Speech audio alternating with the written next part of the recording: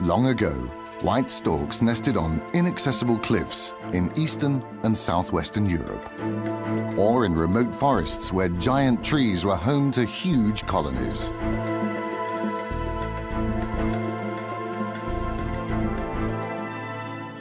But only when man began to herd animals and to till the ground were storks able to move into Central Europe. Forests were cleared, opening up new feeding grounds.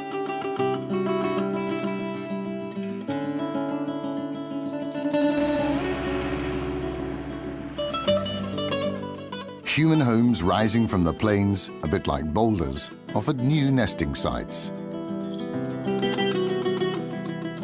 Thanks to humans, white storks had it made. Unlike other wild animals, they were never hunted.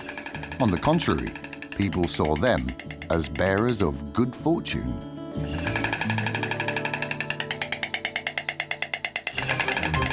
Over millennia, storks found ever new advantages in coexisting with man. Today, they've even gone urban and colonized the most unlikely locations.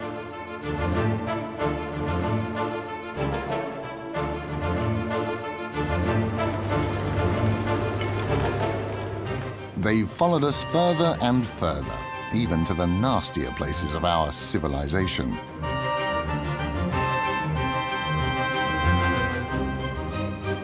But familiar as they are to us, white storks are still wild animals. And their epic journeys from Europe to Africa and back are among the greatest spectacles of wild nature.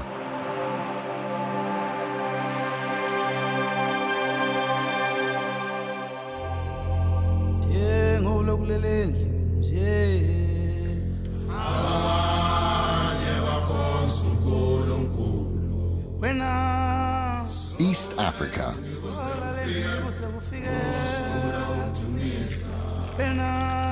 This is the range of big animals.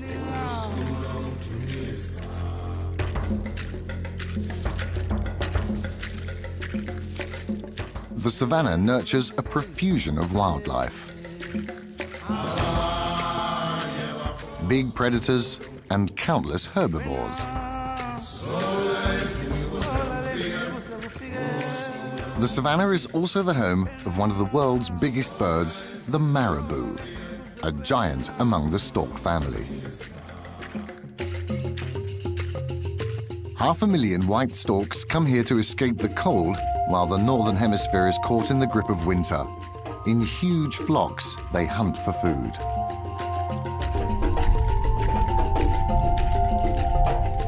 In the dry season, bushfires sweep over vast stretches of land, bringing a windfall for the birds. Insects flee the fire in masses. All a stork needs to do is pick the biggest and best. Although it's not always as easy as it seems.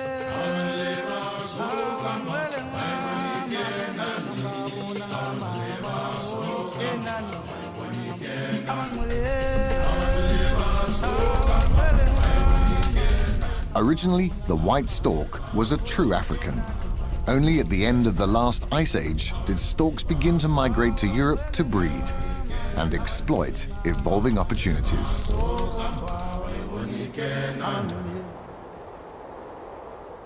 Meanwhile, the black and white birds spend the lesser part of the year in Africa. In January, just a few weeks after their arrival, they set off northward. Those groups who've spent the winter in South and East Africa now follow the Nile downstream. At the Gulf of Suez and the Bosphorus Strait, they cross the sea through a narrow air corridor. Then they fan out across Europe's wetlands in Central and Eastern Europe and as far north as the Baltic. The western storks have spent the winter in the Sahel and beyond. As they cross the Straits of Gibraltar, they reach the Iberian Peninsula. Most of them stay here for the summer. Others move on to France and Germany.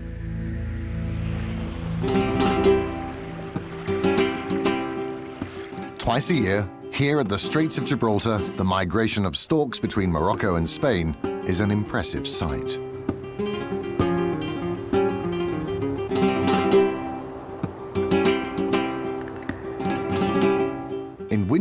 And during their journeys, storks are more gregarious than at other times. Day after day, groups of several thousand glide over Spain's southernmost tip. The first ones to have made it can finally rest and eat after the long trip. Gradually, the huge flocks disband. Refreshed, they continue in smaller groups to their various breeding areas.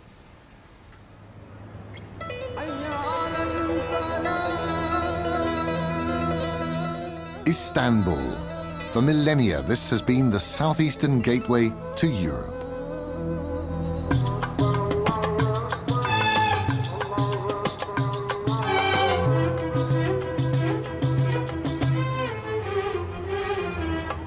Like the Straits of Gibraltar, the Bosporus Strait is a major turntable of bird migration. Each spring, several 100,000 storks crowd the airspace above the teeming metropolis. Huge swarms spiral upwards in thermal pillars, then glide northward over domes and minarets.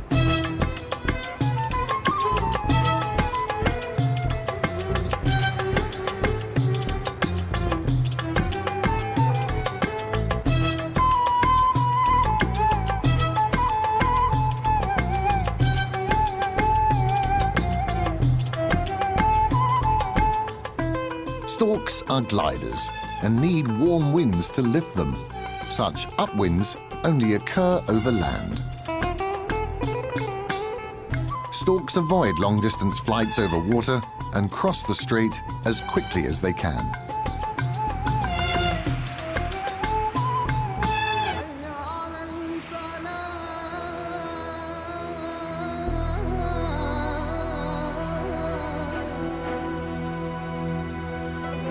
Driven by the urge to breed, the storks now make enormous mileage every day, up to 400 kilometers.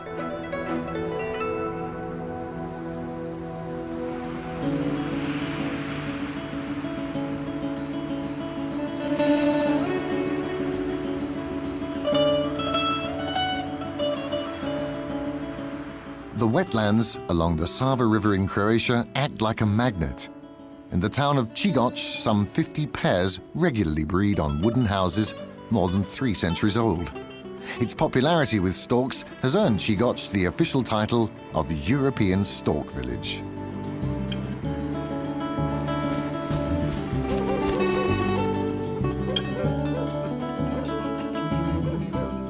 One after another, the harbingers of spring arrive. The first to land are usually mature, experienced males.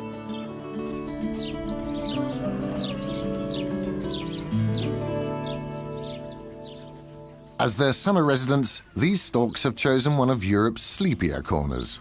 In Chigoch, the clocks seem to be permanently slow. Like in olden times, herds are led to pasture. The swampy meadows near the town are a stork's paradise.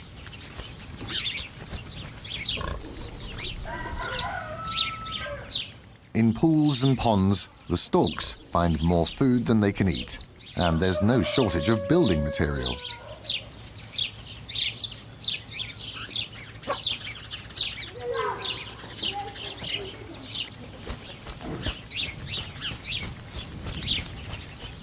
The same spring scene is now enacted on all the rooftops.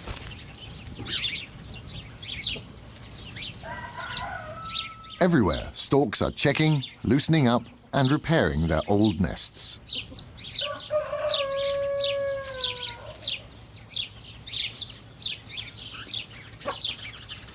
From the wetland forest, they carry roots, branches, and grass. Carefully, they work the material into the nests.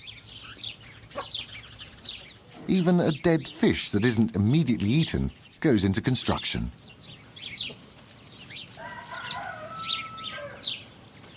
For storks, home improvement is a lifetime occupation.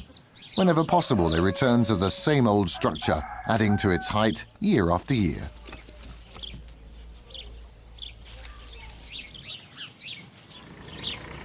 A fresh cushion of moss and grass will ensure comfort.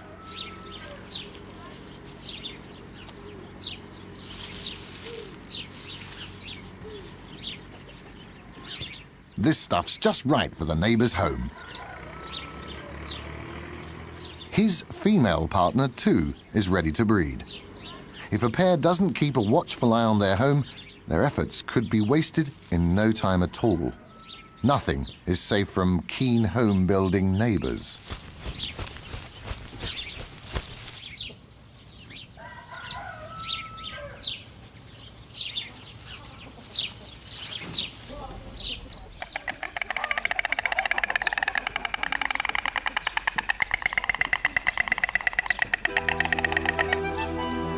The very minute both male and female have arrived, the courtship begins. The joint balancing act only lasts 20 seconds, but is repeated 10 times a day for 2 weeks.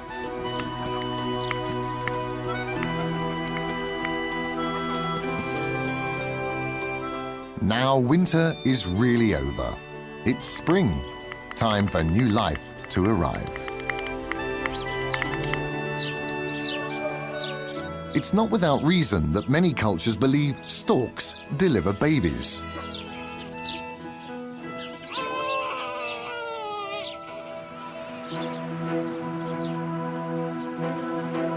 The storks that settle in Chigotch are only a small percentage of those that migrate much further north.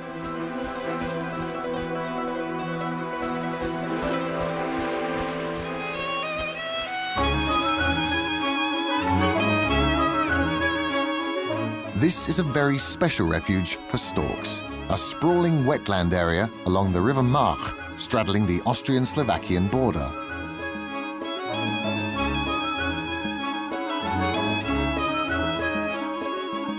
When in early spring, these floodplains are inundated for several weeks, the storks can count on a good year. Many fish use the inundated plains as their spawning grounds. Their young will feed the young of the storks. Machegg in Austria is also a European stork village, but here the birds have their nests in huge trees, just like in ancient days. Some of these giant oaks hold up to 8 nests. The biggest ones are 2 meters high and weigh close to a ton. The highest level is the most desirable, offering a splendid overview and effective protection against predators. Year after year, in late March, each stork returns to its very own nest, unless a better opportunity has opened up. For good nesting sites, competition is tough.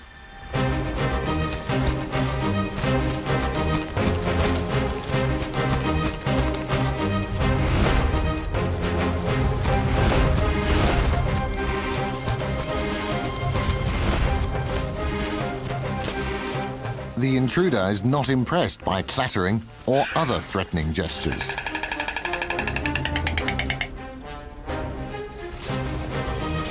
Such conflicts can end fatally. When it comes to defending their nests, the rightful owners can be extremely forceful. A stork's bill is a formidable weapon. It can cause deep cuts, and victims sometimes bleed to death.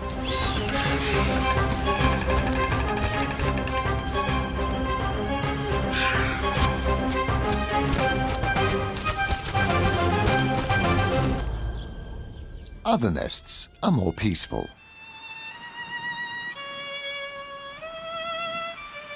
Finally, he arrives.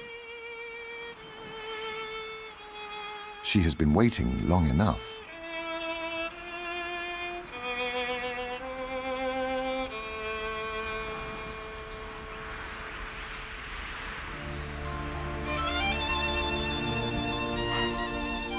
This type of clatter is a joyful greeting.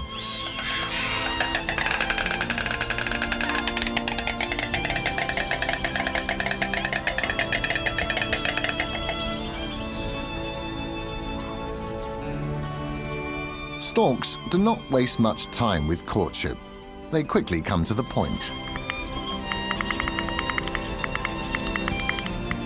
Storks have a reputation of being faithful partners, But their relationship is more of a joint ownership. Although they do often return with the same partner, it's really the nesting site they return to, even if a partner is lost.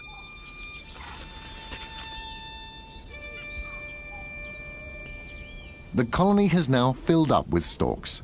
Almost all the nests are occupied. Immediately after mating, the females have laid their eggs.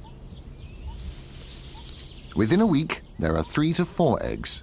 To optimize the growth of the embryos, each egg must be turned over several times a day. Some 5 weeks later, the chicks will hatch.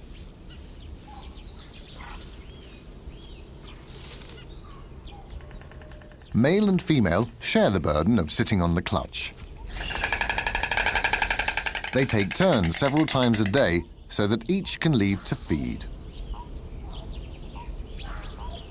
In mid-May, the first chicks hatch.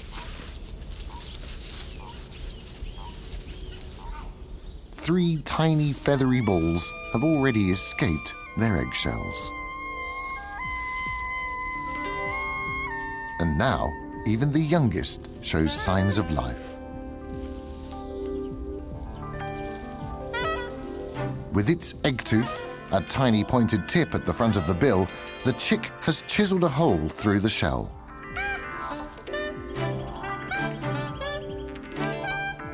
Hatching is tedious. Some chicks pick away for more than a day to free themselves. The parents watch nervously, getting up more often than usually and poking around the nest.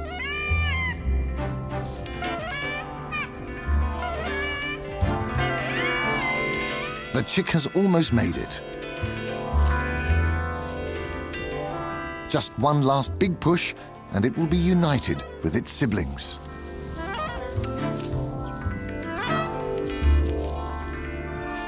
Free at last.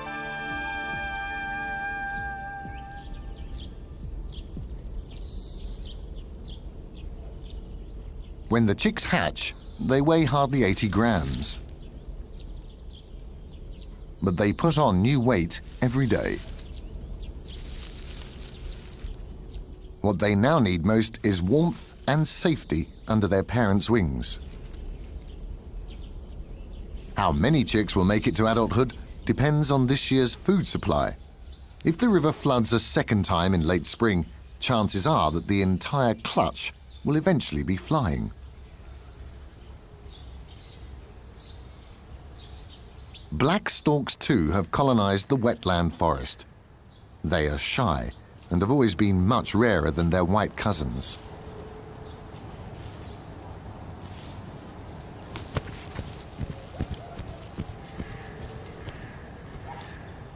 Jungle-like foliage offers protection to many different animals. For the sensitive black storks, this place is perfect. They need the quiet of vast, mature forests. One single disturbance may be enough for them to abandon their nest for good.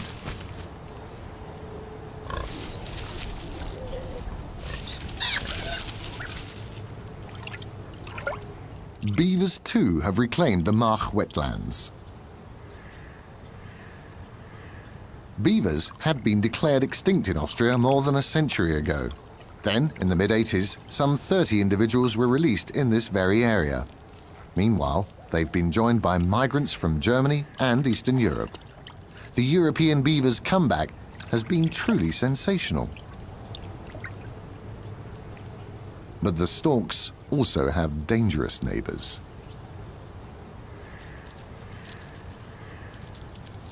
Martens relish birds' eggs of any sort, but getting a stork egg is not easy.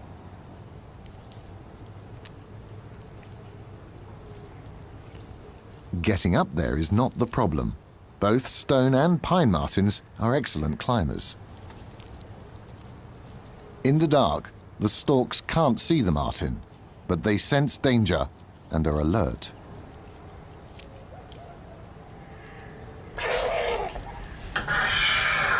The birds warn the intruder off with hissing noises and wing beating. But what happens then really drives the marten off.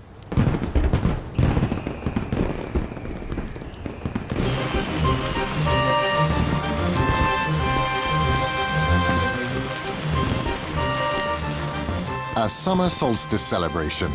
The storks seem unruffled by the fireworks.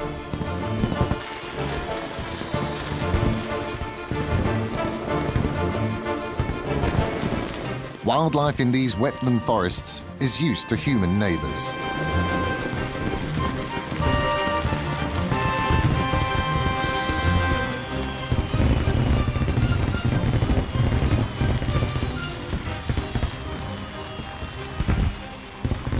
The celebration ends with a fleet of paper lanterns sailing downstream, a symbol of friendship between the peoples of this border region.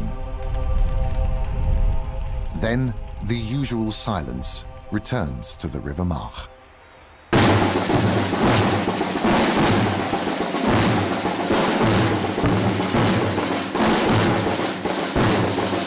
In Spain, it's silence that is unusual. Austrian storks may be kept awake one night a year. Spanish storks have learned to put up with noisy people all the time. Storks in Extremadura couldn't live closer to humans. 130 pairs reside on the rooftops of Malpartida de Cáceres.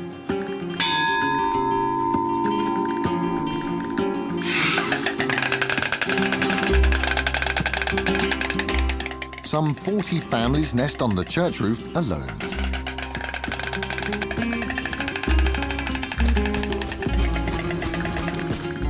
Spain boasts Western Europe's largest stork population, even though not long ago the situation was worrying. Today, their numbers are soaring again, to an estimated 40,000 breeding pairs. Los Baruecos, an archaic boulderscape right next to the stork town.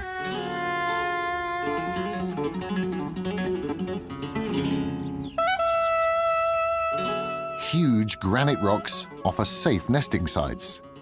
The place seems to echo a distant past in the stork's land of origin, Africa.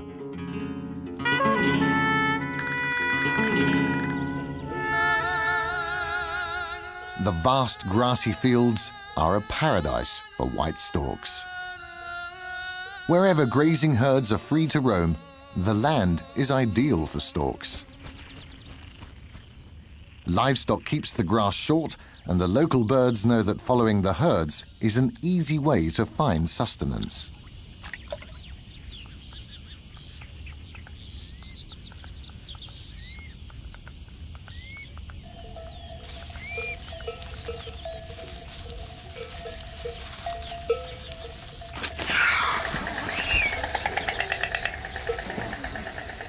In Spain, there seems to be hardly a place where storks do not feel at home.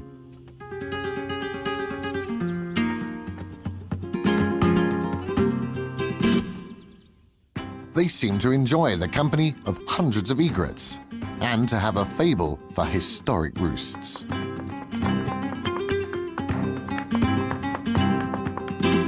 Spain's white storks are masters of adaptation. They have conquered just about every niche suitable for nesting.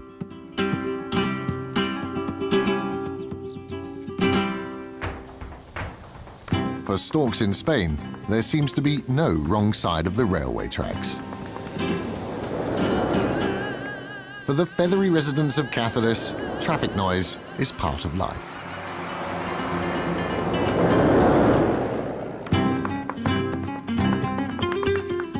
Merida's Roman Aqueduct, a perfect nesting site with a view.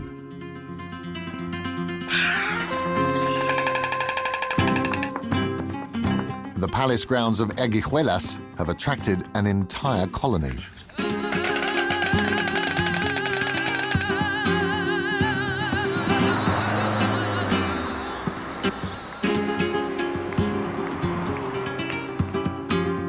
Storks even occupy the antennas of a Spanish broadcasting corporation.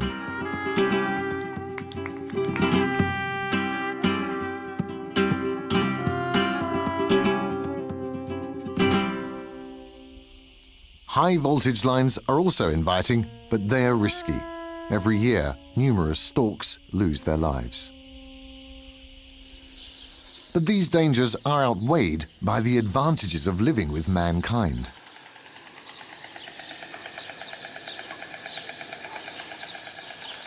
Alfaro, in the province of La Rioja, offers one of the best examples of the recovery of storks in Spain.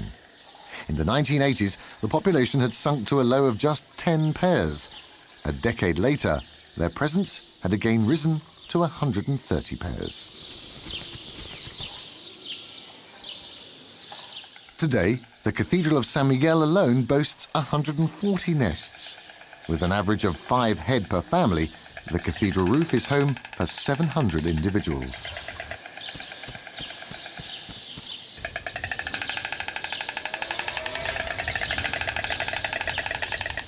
Now, prime real estate is getting scarce.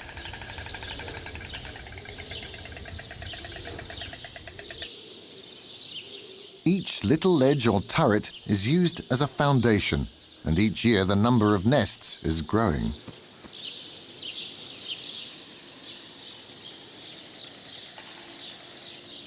This is one of the world's largest stork colonies, right on the main square of a Spanish provincial town.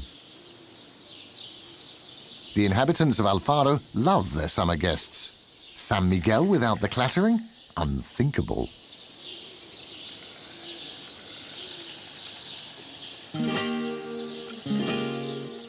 Come July, the youngsters can no longer sit still. They're almost 2 months old now and strong enough for their first flight.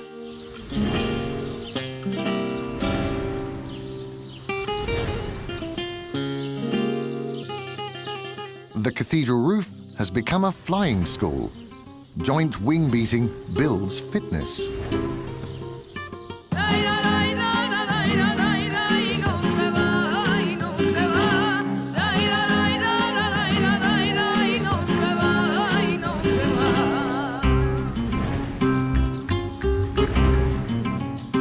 A first encouraging success, hovering for a few seconds above the siblings' heads.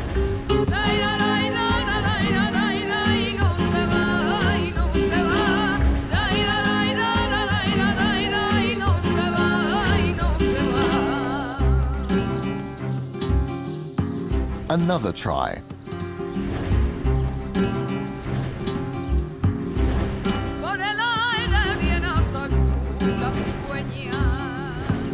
And another.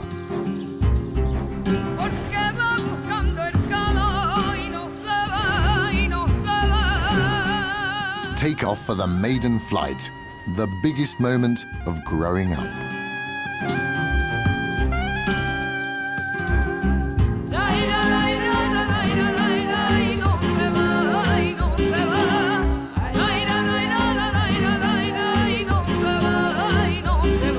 During these days, one youngster after another leaves the safety of the nest.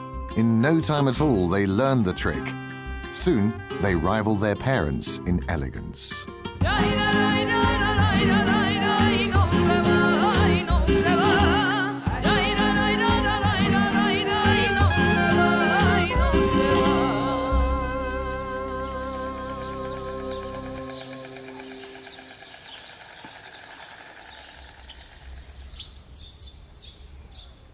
Way north in Austria, the chicks are still sitting in their nests.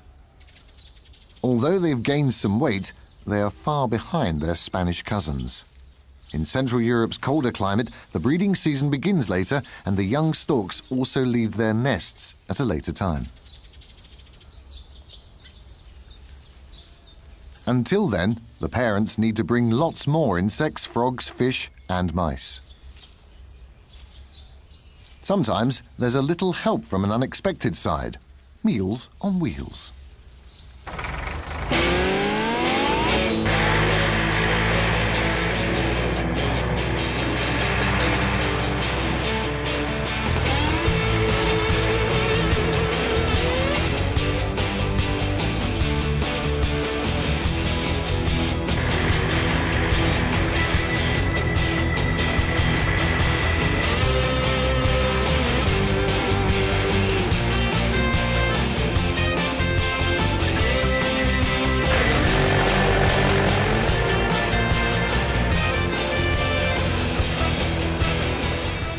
The farmers here cut the grass to a perfect length, chasing up much of the life on the ground. An easy meal for the storks.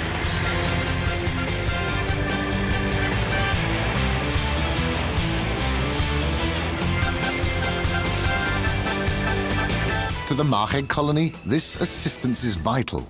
There is no hunting in high grass.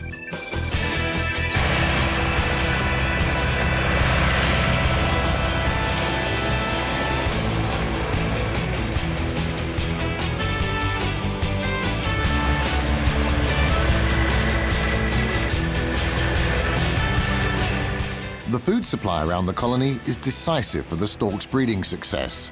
Although white storks are long-distance commuters, during the breeding season they don't venture further than 7 kilometers from their nests. The freshly cut meadows right below the colony come in very handy.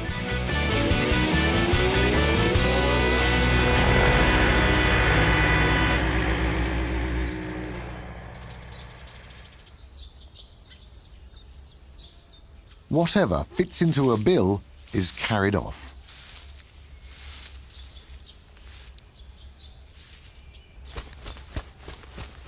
The storks need to keep their nests in good shape throughout the summer. Others carry loads of food.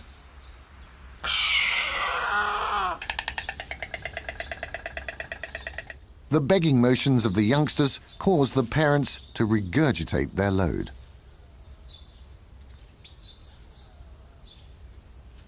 There is no individual feeding.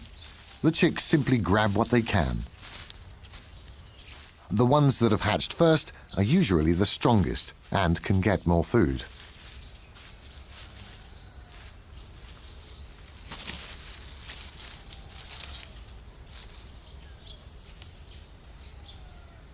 A stork family of 3 youngsters consumes about 4 kilos of food per day, keeping the parents busy all the time.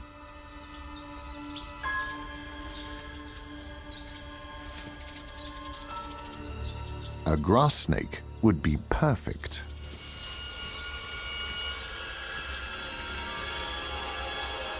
Take aim.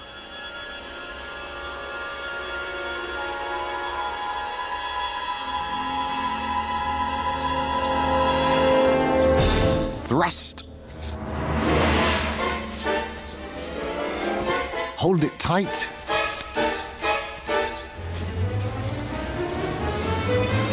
Down the hatch and off for home.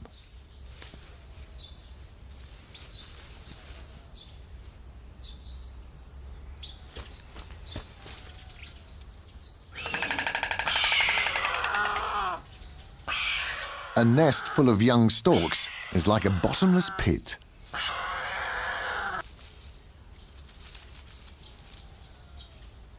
Whatever you feed them, it's never enough.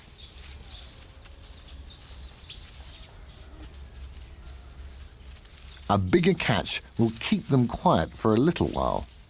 The mother has brought several snakes at once.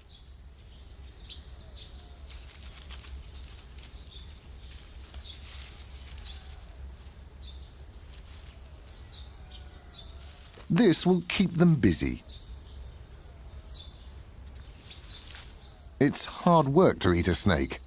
There's no way to tear it up.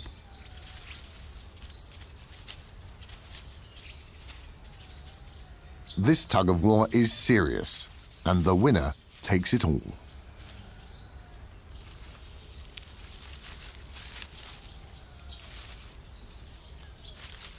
Get a good grip and rip the other end from the opponent's throat. That'll do the trick.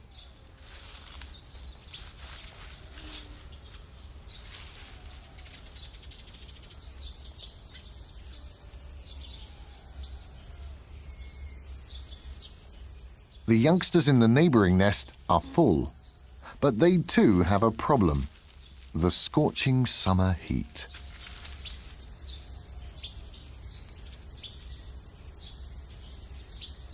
Both parents have flown. Their brood is directly exposed to the sun. Panting cools them down a bit, but it dehydrates the body. So the parents must bring water to the nest several times a day.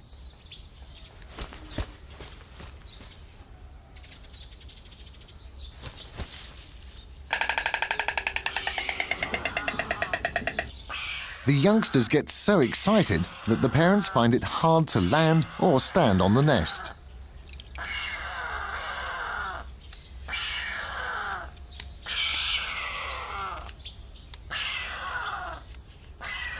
Water at last.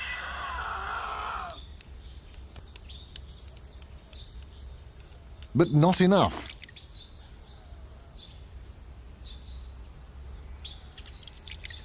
In the nest next door, the youngsters are luckier. Getting showered is a real luxury.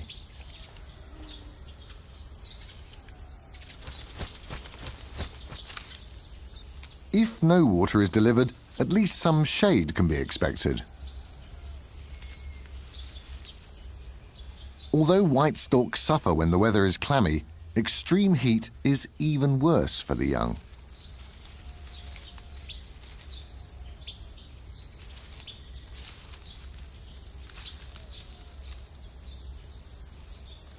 A 2-meter wingspan is exactly what's wanted now, even though the young have to move around to stay in the shade.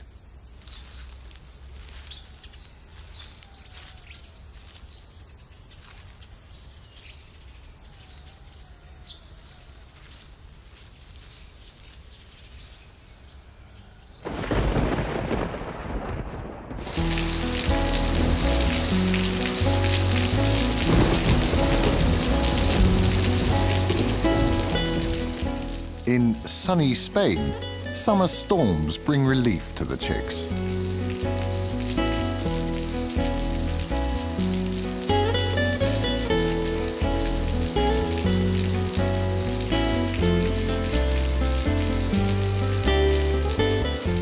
The wet birds don't exactly look happy, although they do need a shower. Their feathers are no longer white, but grey with dust.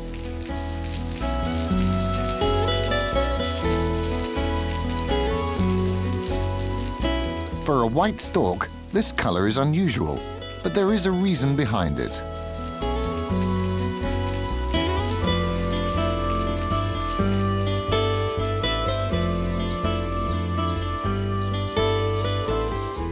The ruffling of feathers, preening and drying after the rain are vital. And then they're ready to go off and get dirty again.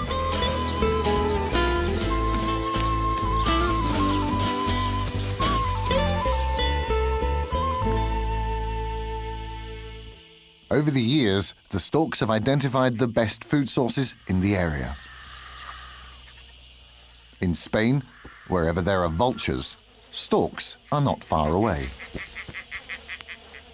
Conservationists have established a network of feeding places for vultures across the Iberian Peninsula to help endangered populations. The Vulture Protection Programme has proved an enormous success, and not just for vultures. Here, storks can take their pick without the trouble of hunting.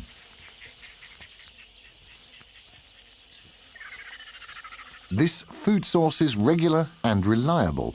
No wonder that the number of storks has risen dramatically.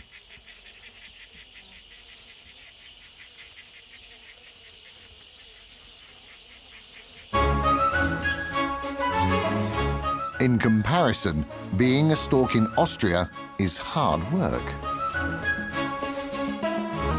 Meanwhile, the Austrian youngsters too have learned to fly and to fend for themselves. Only their landing skills need some improvement. Wrong nest.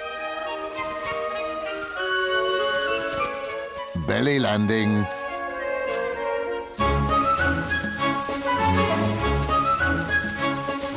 No nest at all. Crash landing. The youngsters will not be frustrated. They're getting better every day, and they need to. Their first departure to Africa is quickly approaching.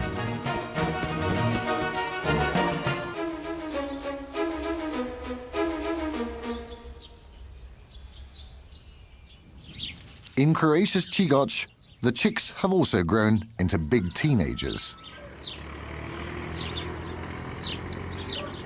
In the Sava wetlands, the breeding success is generally high, so the nests begin to feel crowded.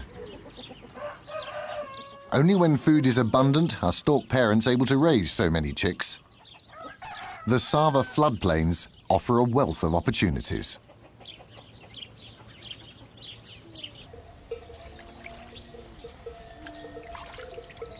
Chigoch is part of the Lonchko-Polje Nature Park, where traditional agriculture prevails and ancient domestic breeds survive.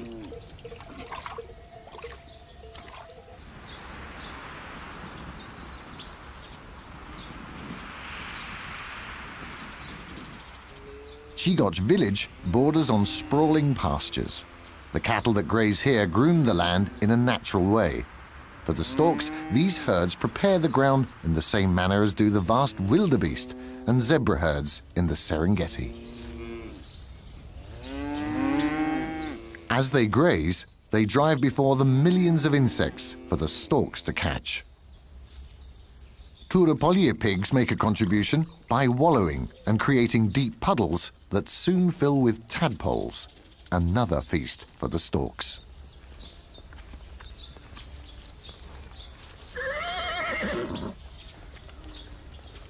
Few domestic breeds are suitable for swamplands, but the robust Posavina is the traditional workhorse in this region.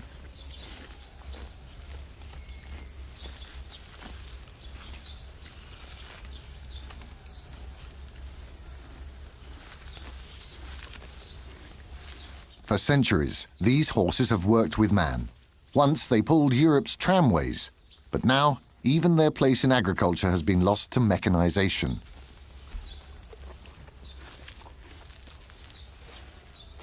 But they still have one important task: keeping the Sava wetlands clear from encroaching woods and ensuring access to food resources for a great variety of wetland birds. For the storks, the idyll is perfect.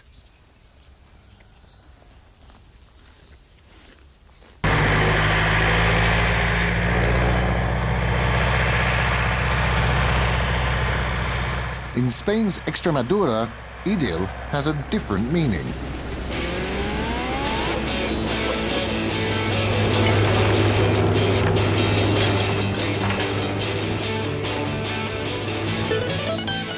Each morning, huge numbers of storks congregate at a waste dump.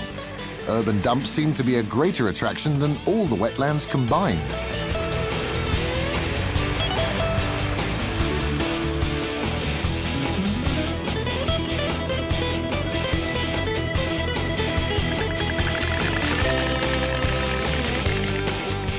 Here, the storks act like vultures.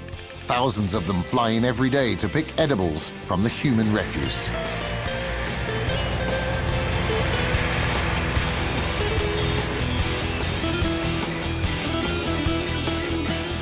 If they're lucky, there's more to take away than kitchen waste. Naturally, a place like this is infested with rats. But rats are clever. Waste offers not just food, but also perfect hideaways.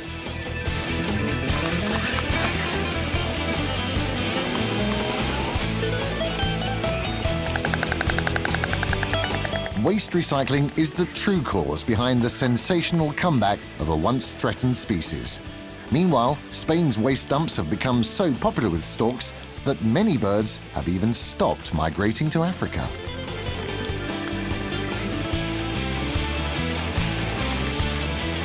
These stork restaurants are open all year round, even during the cold season. It's certainly easier to commute between a roost and a nearby never-ending food source than to fly thousands of kilometers every year.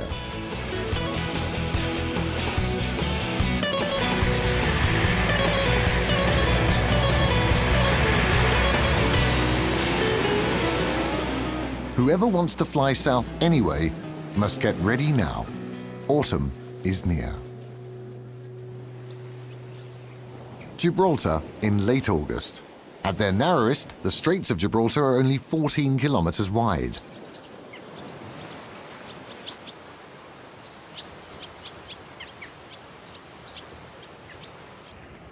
Africa looks so close, but for the storks, it is still out of reach. Flocks of hundreds of animals have arrived from all over Western Europe and are gathering near the coast. For days, they have been grounded here. The birds need exactly the right wind conditions to first be elevated to sufficient height and then to safely glide across the straits. As long as wind speed and direction are not perfect, they have to wait.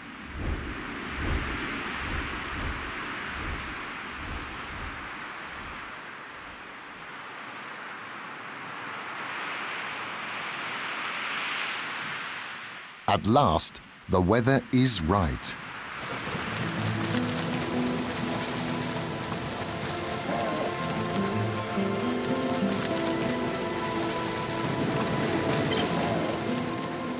One after the other, they soar upwards.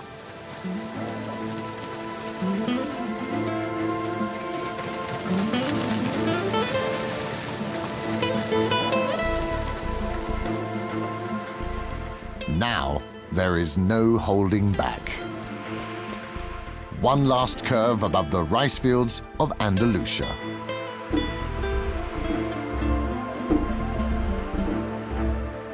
Half a year will pass until they land again on these green fields.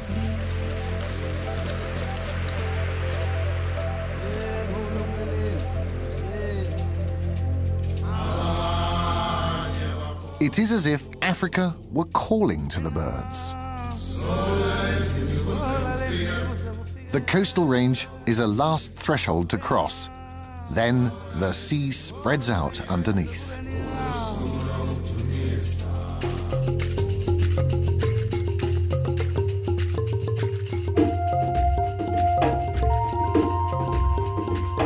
On some days in late summer, the skies above the beaches of southern Spain are crowded with thousands of storks. They have reached their ideal traveling height. Now they are only minutes away from their destination.